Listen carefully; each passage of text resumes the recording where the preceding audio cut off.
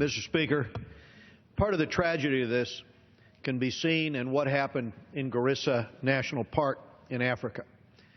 The jihadists that hit that park in order to take those tusks, in order to get that hard currency and trade those tusks for weapons and for bullets, then used that weaponry to turn on Garissa University. Now remember, these are jihadists. The one thing that al-Shabaab has in common with the Janjaweed and with these other jihadi organizations is a hatred, just as Boko Haram has this hatred, a hatred of those who studied. So what did they do? What did they do when they had their hands on those weapons? They then went to Garissa University, and they slaughtered 145 students after slaughtering the elephants in the parks. There is a direct link when jihadi organizations carry out, as Judge Ted Poe shared with you, carried out these attacks, A, to recruit, to show that they've got the power to kill, they've got the power to exterminate, to annihilate.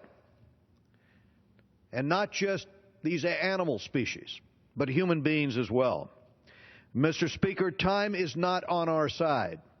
Each day of inaction means more animals poached, and the coffers of terrorist organizations and rebels grow full because the criminal syndicates that buy the ivory give them the weapons and give them the money. And that has to come to an end.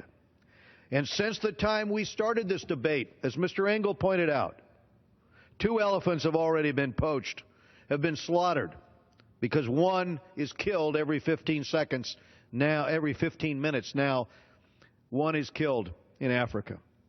It's quite possible, as Mr. Engel said, and as Mr. Poe alluded, that our children could grow up in a world without rhinoceros, without elephants, and it's no exaggeration.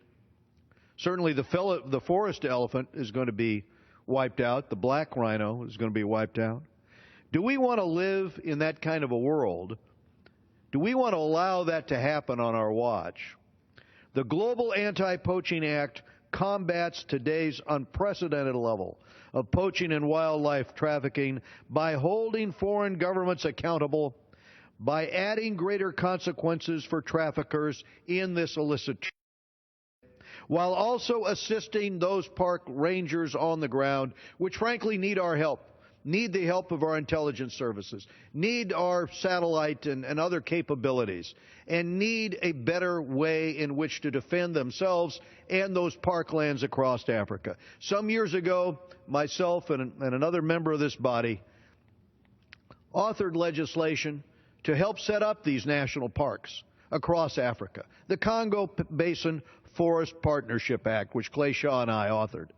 But today, these terrorist organizations are in the parklands themselves, slaughtering these species. So I would like to thank the members that have been involved in putting this together, and also some from the other committees also that assisted us, like Chairman Gutlatt of Judiciary and Chairman Bishop of Natural Resources, from their constructive input and assistance in getting this legislation to the floor. And of course, I would like, in closing, to recognize again Ranking Member Engel and Representatives Poe and Smith and Bass for their valuable contributions.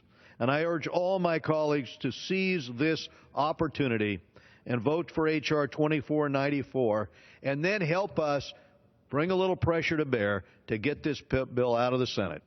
I yield back the balance of my time.